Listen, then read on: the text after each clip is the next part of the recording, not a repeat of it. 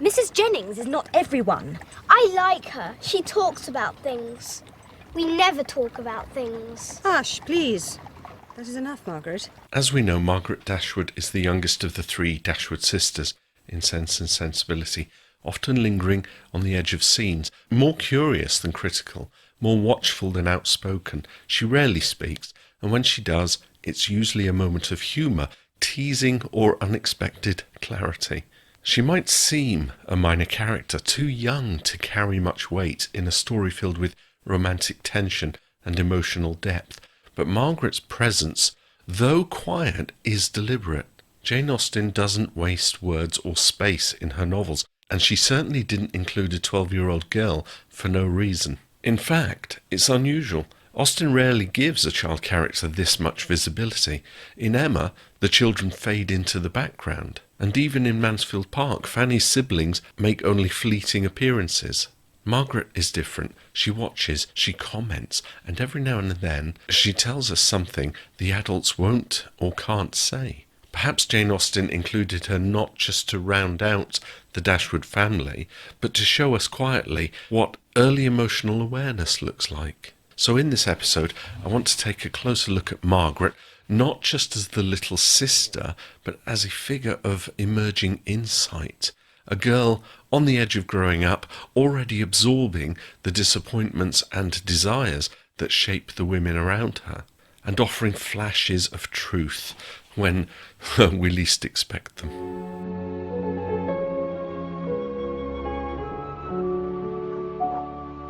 From the very beginning, Margaret Dashwood is present and yet curiously sidelined. She's in the room when the family loses Norland. She watches her mother grieve, her sisters adapt, and the inheritance that should have supported them slip away.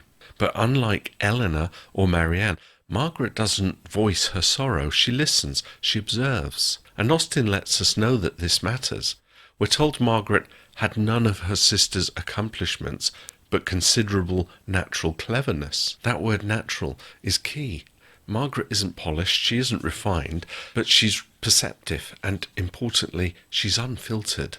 At 12 years old, Margaret stands at a delicate threshold, no longer a child, not yet a young woman. She's just old enough to sense the weight of what's happening, but not old enough to control how she processes it.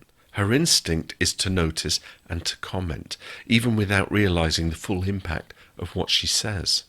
When she teases Elinor about Edward, it isn't meanness, it's a kind of innocent truth-telling. Well, how do we know they haven't left their hearts behind in Sussex, eh? Elinor has.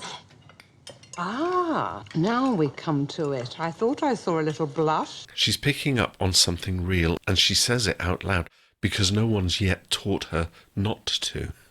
In a novel that hinges so much on what is unspoken, the things people feel but do not express, Margaret becomes the rare character who doesn't yet know how to be silent. She doesn't move the plot, and she doesn't give grand speeches, but she's the girl who speaks when no one else dares, and laughs when the adults are too preoccupied to remember how.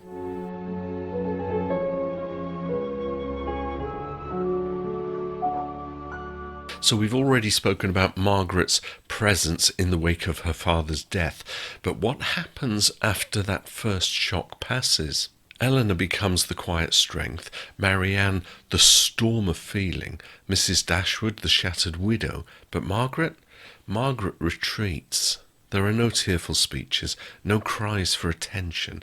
Instead, we're told simply that she cried all night at the idea of leaving Norland. And then nothing. She goes quiet. The grief beneath the surface. Margaret, are you there? Please come down. John and Fanny will be here soon. This kind of withdrawal says a great deal. It's a kind of grief that doesn't flare. It just sits quietly, reshaping how a person interacts with the world. Margaret becomes less playful, less talkative. She doesn't resist the changes, but she feels them. And Austen, rather than describing that with fanfare, simply allows her to fade to the edge of the scenes. Both the 95 and the 2008 adaptations honour this in different ways. In the 95 version, Margaret is often shown curled up with her atlas, occupying herself while the adult world reshuffles itself. She doesn't intrude, but she sees. In the 2008 adaptation, she has a slightly more visible presence. She teases, she listens, she responds, but even here, she's emotionally peripheral, present, but not yet part of the emotional solution. This is Austen's quiet nod to how grief moves through the youngest in the family. Not dramatic, but subtly. Margaret doesn't yet have the language for sorrow, so she holds it in. She talks about things, finding relief in noise. It's one of the shortest lines in the novel, and one of the most telling. I like her. She talks about things.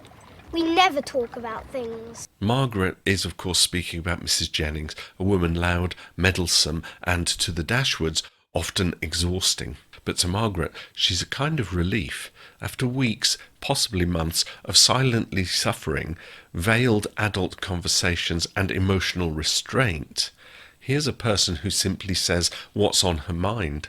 It's not just funny, it's revealing. Margaret is used to silence.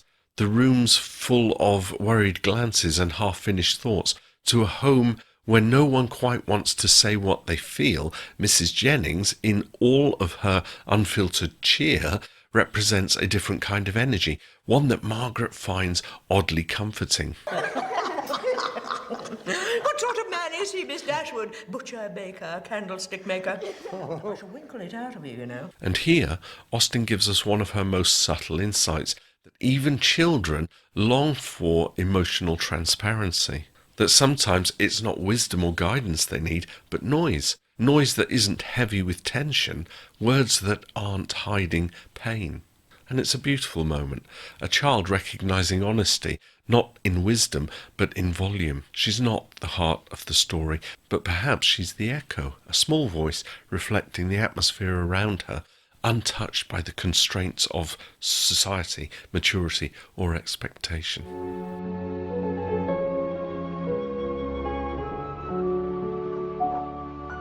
After the quiet grief that I explored in that previous chapter, something begins to shift in Margaret. And we see it happen through her growing bond with Edward Ferrars. Edward doesn't treat her like a nuisance. He talks to her. He listens. Is it? How interesting. How do you do? Edward Ferrars. Margaret Dashwood. Delighted to make your acquaintance. He shows her the respect of engagement, not the adult sort, but the kind that says, you're here and you matter. For a 12-year-old navigating emotional isolation, that matters more than we might realise. Observing love and stepping back into the light. Margaret opens up in his company. She becomes playful. She wants to share her knowledge, her atlas, her imagination. We'll explore more of that in the next chapter.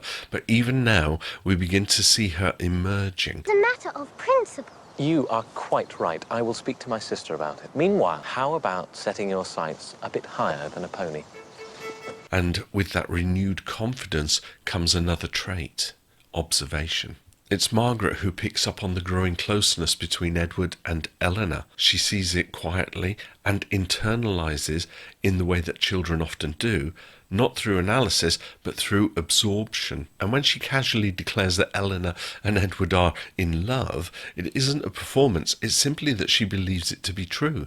And more than that, it's her way of participating, a small reassertion of her presence in a world that had almost forgotten her, saying what others won't. In a novel so preoccupied with what should not be said, Margaret's honesty stands out.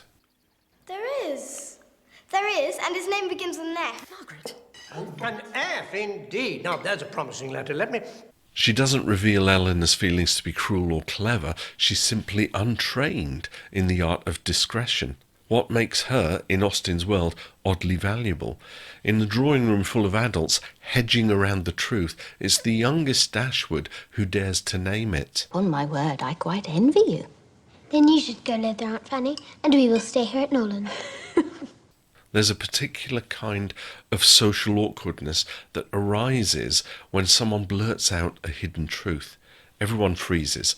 No one quite knows how to recover. And Austen allows Margaret this role more than once. Not to embarrass, but to shift the scene, to nudge the tension, to bring things out into the open. She comes to live here, I might even poison her. She becomes a small catalyst in the narrative, and what makes that so satisfying is how it's rooted in her character, a girl who has seen more than anyone realises and is finally finding her voice again after so much upheaval. Why this scene matters. Margaret is the rare character who's allowed to be open, and that doesn't mean she's wise, but it does mean she's truthful, and in Austen's world that's always significant. She reminds us that honesty often comes from the edges of the story, from those who aren't yet required to play the social game. Margaret may not change the plot, but she changes the mood. She offers release through laughter, through awkwardness, through a child's unfiltered lens. And maybe that's the whole point. Margaret doesn't carry the emotional weight of the story, but she relieves it.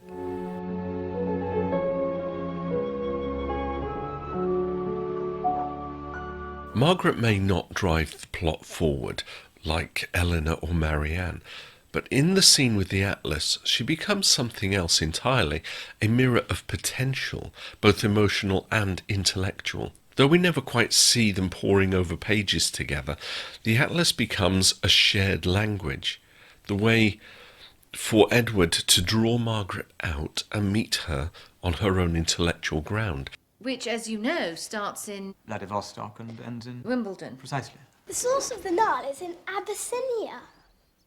What we're really witnessing is a child stepping back into the light.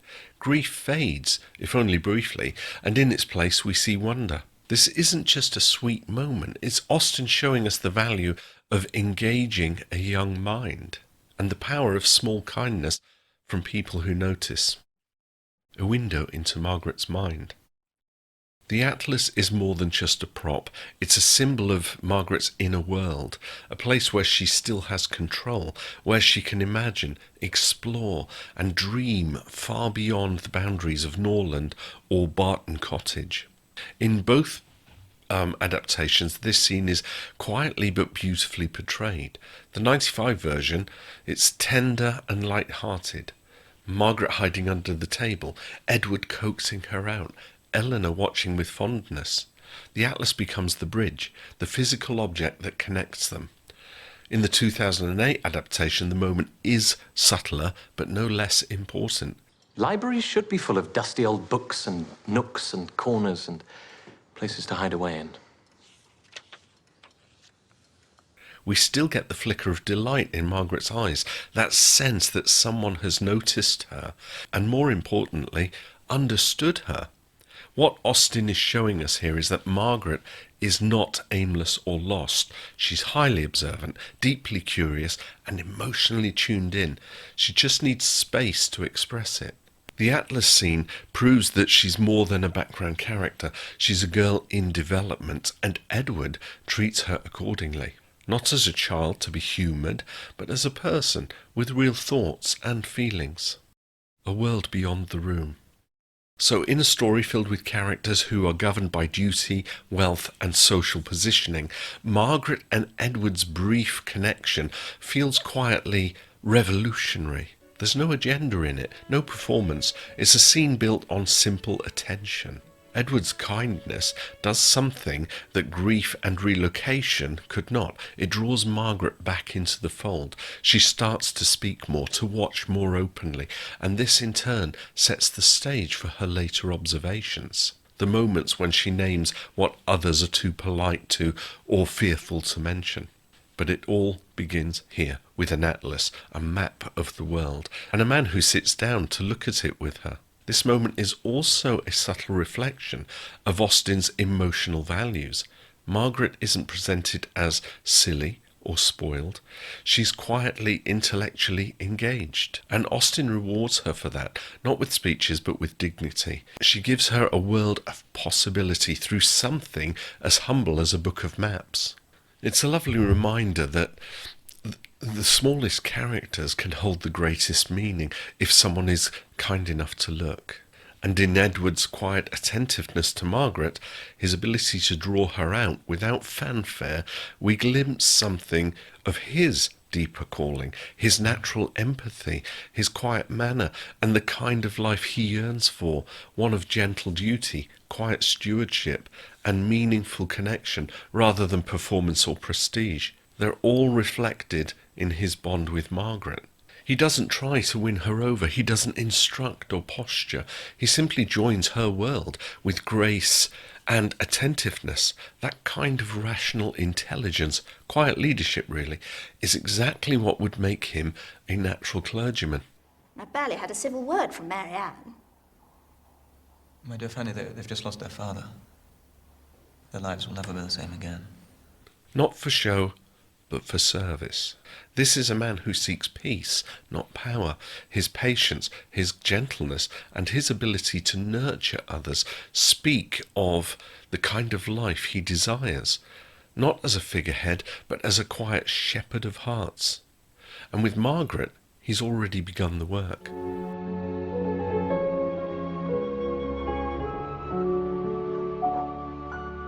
So Margaret doesn't change the story, but she does reflect it. In her, we glimpse an emotional arc that mirrors Elinor and Marianne's in miniature. But where her sisters are navigating heartbreak and societal expectation, Margaret is still just beginning to discover what adulthood might require.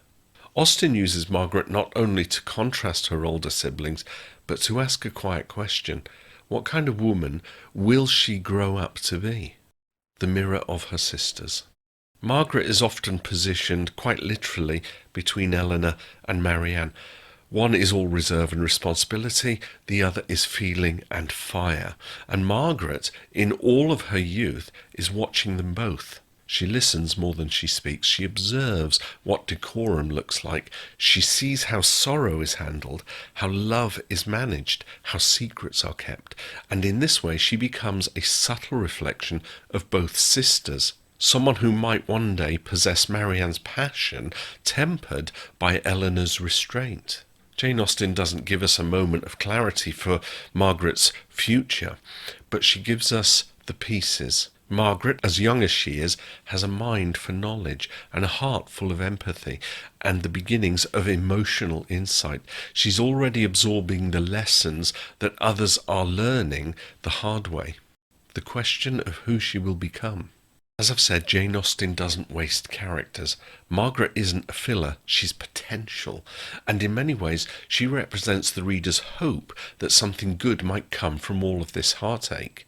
She isn't hardened by experience yet. She's not guarded by pride or crushed by expectation. She's still curious, still delighted by ideas, still hopeful.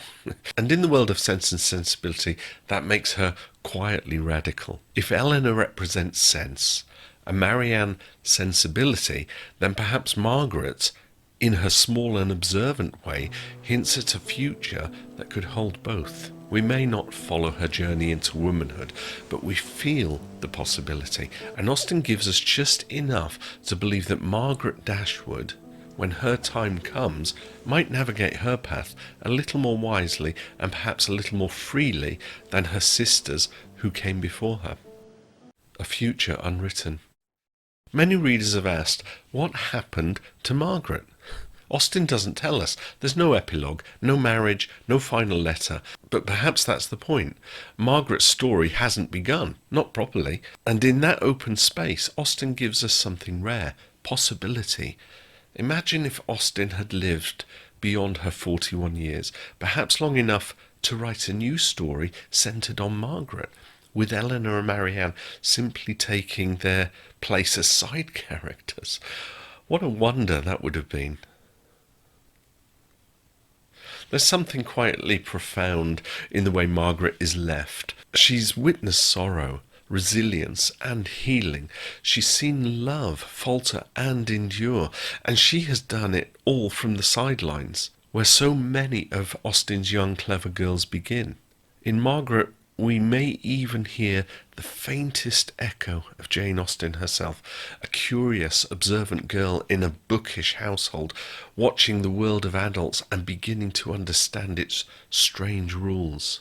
At Steventon, Jane Austen was surrounded by older siblings and a father's library and the endless performative theatre of country society. She watched, she listened, and then, in time, she wrote. Margaret is not Austen, of course, but she might be a small tribute, a nod to the girl who reads, who listens and learns, and maybe that's why she's not written to an end, because her story, like Austen's at 12, was just getting started.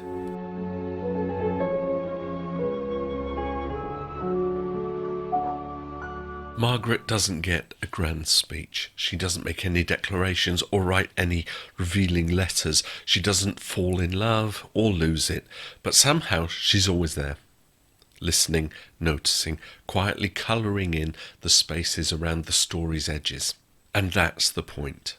She may not be the centre of the narrative, but Margaret is woven into the emotional fabric of Sense and Sensibility. She reminds us that not every story needs a dramatic arc to have weight. Some characters matter simply because of how they reflect the world around them. Jane Austen understood this. Her smallest characters are never decorative, they're deliberate.